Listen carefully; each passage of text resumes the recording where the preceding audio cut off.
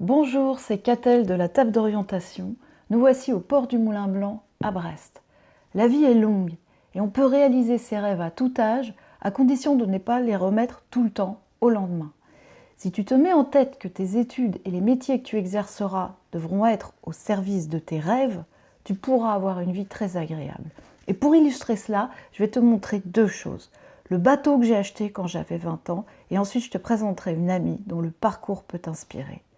Voilà, ce voilier, c'est un Chance 32.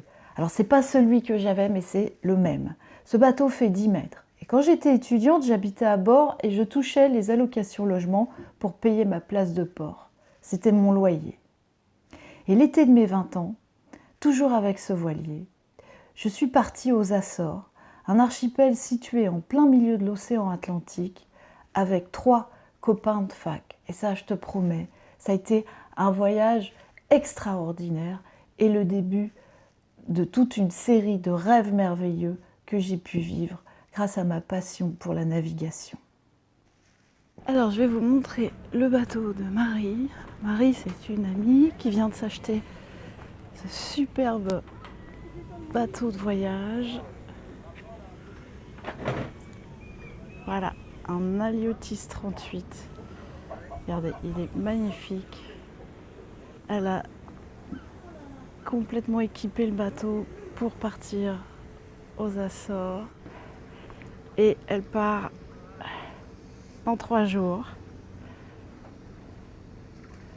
avec un équipage. Et elle a eu la gentillesse de me proposer de ramener son bateau parce que son travail ne lui permet pas de faire l'aller et le retour. Ce qui fait que je pourrais faire d'autres superbes vidéos en mer et vous parler de l'orientation quasiment au sens propre du terme, puisqu'en mer, on est un peu obligé de s'orienter pour savoir où on va.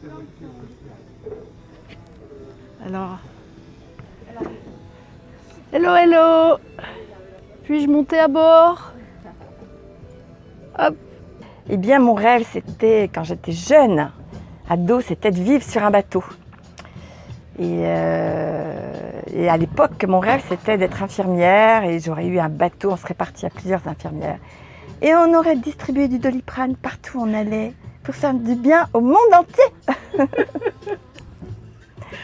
Et ça ne s'est pas tout à fait passé comme ça, parce que la vie est pleine de surprises.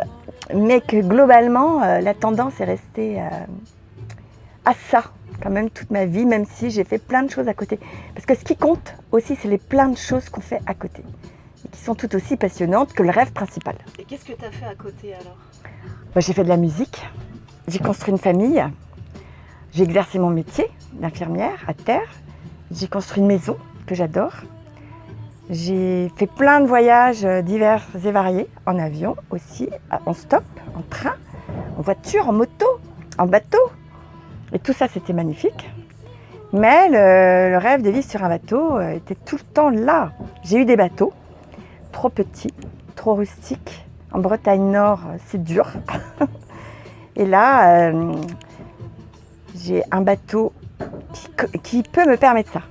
Enfin, j'ai 60 ans maintenant, donc il ne faut jamais perdre espoir. Là, je vais aux Açores. Non, c'est la 4e fois ou 5e fois, je ne sais plus. Les Açores, c'est un archipel mythique, c'est le cœur de l'Atlantique. Je crois que c'est ça qui nous attire. C'est mystérieux parce qu'il y a des baleines, c'est mystérieux parce qu'il y a du vent et des fois de la pluie. C'est mystérieux parce qu'il y a aussi des hortensias comme en Bretagne. Le mystère est là. D'où viennent ces hortensias? C'est mystérieux aussi parce que ce sont des volcans. Ça, c'est très mystérieux. Et ce sont des volcans verts. Plein de végétation, magnifique. Il y a des baleines aussi, non? Il y a des baleines, oui. Il y a des baleines aux Açores. On ne les voit pas tout le temps. Hein. Elles ne nous attendent pas, en fait. Il faut avoir un peu de bol. Il faut qu'elles soient là. Moi, personnellement, j'en ai jamais vu aux Açores. J'en ai vu ailleurs, mais pas aux Açores. Et c'est pour ça que j'y retourne. J'y retournerai tant que je n'en aurai pas vu là-bas. Et ton métier te permet de faire ce genre d'expédition? Parce que c'est loin quand même, il faut du temps. Ben oui, mais le temps, il faut le prendre. C'est comme en météo. Il y a des fenêtres. Il y a des fenêtres qui s'ouvrent, parfois, il faut les prendre. Il faut les saisir. Parce qu'après, ça se referme. parce que la vie est pleine de surprises, donc. Et là, j'ai une fenêtre, et c'est surtout que j'ai plein de gens... on avait une envie commune, en fait, c'est ça qui a déclenché le voyage. Vous partez quand? On part mercredi. La météo est bonne? La météo est bonne. Vous partez sous spi? On part sous spi. C'est génial. Et on dévale, normalement, tout sous spi. Petite approximation de la durée du voyage quand même?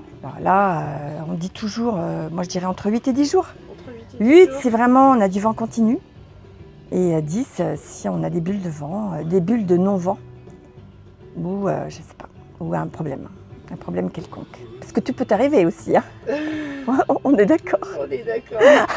Je te souhaite un super bon voyage. Merci Catel, merci.